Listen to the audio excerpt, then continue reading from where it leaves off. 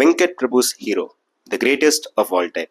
தளபதி 68 அப்படின்னு பல பேர்களால் அழைக்கப்படுற the most expected film of this year. அந்த படத்தோட ட்ரெய்லர் ரிலீஸ் ஆயிருக்கு. ட்ரெய்லர் எப்படி இருக்கு, நல்லா இருக்கா, ட்ரெய்லரோட பிரேக் டவுன், இது எல்லாத்தையும் முழுசாக இந்த வீடியோவில் பார்ப்போம்.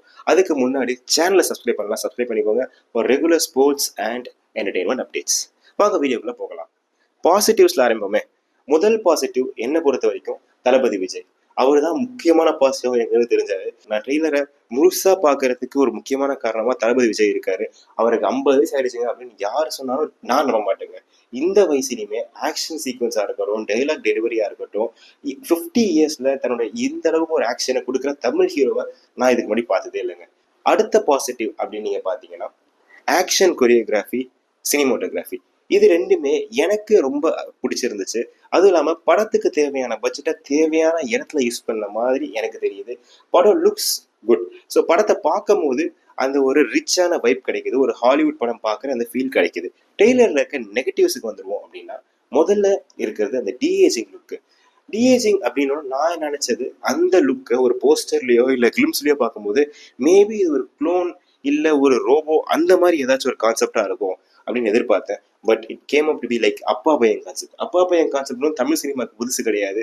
அப்பா பையன் அப்படின்னா ஜஸ்ட் அப்பாவுக்கு நீங்க வயசான கெட்ட போட்ட மாதிரி கொஞ்சம் மேக்கப் போட்டு லைட்டா கொஞ்சம் ட்ரிம் பண்ணியிருந்தீங்கன்னா தளபதி விஜய் நார்மலாவே அந்த பையன் கிட்ட நடிச்சுட்டு போயிருக்கலாம். அந்த டிஏஜிங் லுக்கு சுத்தமா செட் ஆகல எனக்கு. அவர் சீரியஸா ஒரு டைலாக் சொல்ல பாக்குறாரு.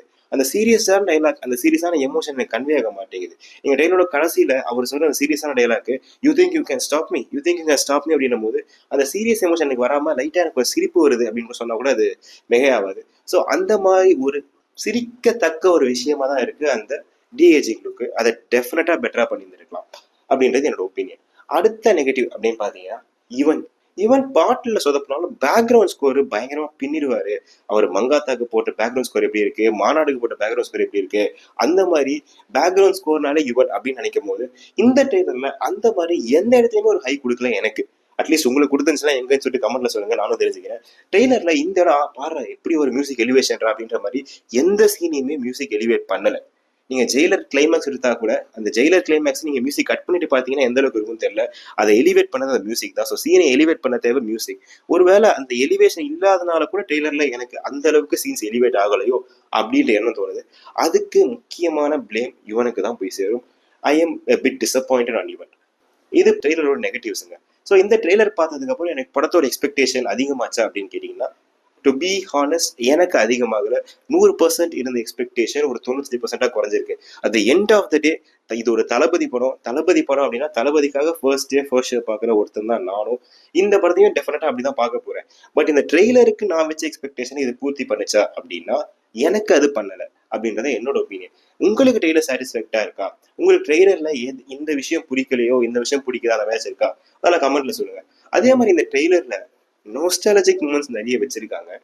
கில்லியோடைய அந்த பாடலை பாடின நோஸ்டாலஜிக் மூமெண்ட் நினைச்சு சந்தோஷமா இருந்தாலும், ஜேபாக் செய்யறது மேல பறக்கிறது எங்க குருவிக்கான ஒரு நோஸ்டாலஜிக் மூமெண்ட் ஆயிடுமோ அப்படின்ற பயம் லைட்டா எனக்குள்ள வருது.